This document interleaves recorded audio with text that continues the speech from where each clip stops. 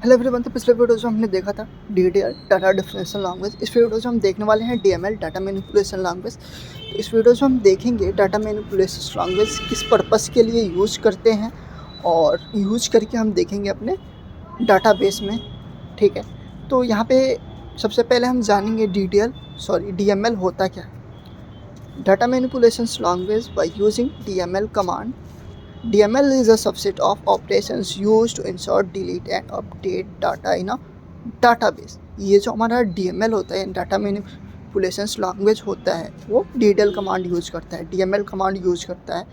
इसका यूज़ हम तब करते हैं जब हमारे टेबल्स में डाटा इंसर्ट करना हो, अपडेट करना हो, डिलीट करना हो और सिलेक्ट करना हो, तब यूज़ करते हैं हम किसका, DML का। DML 4 कैटेगरीज में आता है। फर्स्ट होता है इंसर्ट, अपडेट, डिलीट, सेलेक्ट। जैसा आपको पता है कि अगर हमारे टेबल में रिकॉर्ड ऐड करना है तो उसके लिए हमें इंसर्ट का यूज़ करना है। अगर हमारे टेबल्स में कुछ रिकॉर्ड ऐड हैं, उनको अपडेट करना है यानी उसको चेंज करना है, तो उसके लिए हम अपडेट का यूज़ करेंगे। और डिलीट का यूज़ तब करेंगे हमारे टेबल्स में कोई रो डिलीट करना है तो हम डिलीट का यूज़ करेंगे। और सेलेक्ट का यूज़ हम तब करते हैं जब हमें कंडीशंस लगानी हो, किसी की आईडी या फिर किसी का नेम सर्च करना हो, तो हम सेलेक्ट का यूज़ कर सकते हैं। या फिर हम अपने टेबल्स को देखने के लिए, टेबल में कितने कॉलम हैं, कितने रो हैं, उसको देखने के लिए सेलेक्ट का यूज़ कर सकते हैं। तो चलिए चलते अपने डाटाबेस में और करके देखते हैं कि हम DML का यूज़ अपने डाटाबेस में कैसे कर सकते हैं। तो यहाँ पे मेरे पास एक डाटाबेस है, मैं उसको यूज़ कर लेता हूँ। और एक मेरे पास बना बनाया टेबल्स है जिसमें कुछ रो भी हैं। ठीक है, तो मैं उसको भी यूज़ कर लेता हूँ। तो मैंने अपने डाटाबेस को यूज़ कर लिया और टेबल्स को भी यूज़ कर लिया। इसमें कुछ रिकॉर्ड है। अब मुझे क्या करना है, अब इसमें 8 रिकॉर्ड है। अब मुझे कुछ और भी रिकॉर्ड इंसर्ट करना है इसमें। ठीक है, और कुछ रिकॉर्ड को अपडेट करना है, कुछ रिकॉर्ड को डिलीट करना है और कुछ रिकॉर्ड पे कंडीशंस लगा के चेक करना है और सेलेक्ट लगा के चेक करना है। सबसे पहले हम इंसर्ट करेंगे। तो हमें, आपको पता होगा कि अगर हमें डाटाबेस में हमारे टेबल्स में डाटा इंसर्ट करना है तो हमें उसका क्या क्या चाहिए, कॉलम नेम चाहिए और वैल्यूज़ में जो हमें इंसर्ट करवाना है वो चाहिए। तो मैं यहाँ पे कॉलम नेम लिख लेता हूँ।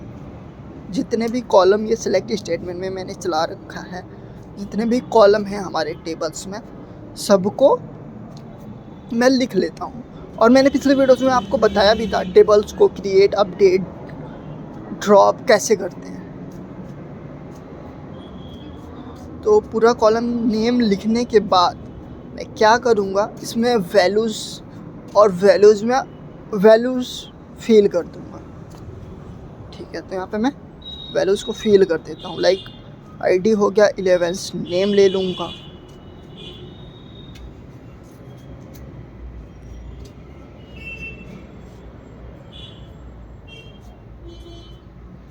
तो यहाँ पे मैंने क्या करा, सारे वैल्यूज़ में वैल्यूज़ भी डाल लिया। अब इसको मैं जैसे ही एग्जीक्यूट करूँगा, ये एक एरर क्या कर रहा है, दे रहा है हमें कि जो आपका टेबल है ना, उसमें एक आइडेंटिटी कॉलम है। तो उस आइडेंटिटी कॉलम को मैं हटा लेता हूँ, क्योंकि आपको पता होगा आइडेंटिटी जो कॉलम होता है वो ऑटो जनरेटेड होता है, यानी ऑटो जनरेट करेगा आईडी को। तो यहाँ पे मैंने एग्जीक्यूट करा, 1 रो अफेक्ट हो गया। अब मैं अपने टेबल पे सेलेक्ट स्टेटमेंट चला के देखूँगा तो ये हमारा जो डाटा था वो इंसर्ट हो गया। तो अब मुझे क्या करना है, मुझे कुछ रिकॉर्ड अपडेट भी करना है। लाइक जैसे हमारा जो एम्प्लॉय ID 2 है ना, उसका रिकॉर्ड अपडेट करना है, उसका नाम साहिल है। और ईमेल ID भी चेंज करना है। लाइक मुझे क्या करना है, उसका जो नाम है ना उसको मोहित दबराल करना है, और जो उसका ईमेल ID है उसको mohit@gmail.com करना है। तो यहाँ पे मैं लिख लेता हूँ।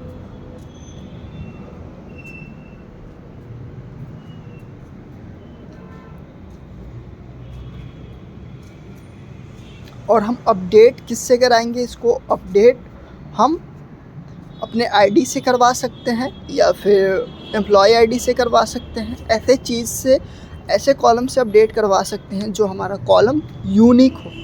ठीक है। तो हमारे पास अभी 2 ही कॉलम यूनिक हैं, एक ईमेल आईडी और दूसरा एम्प्लॉय आईडी।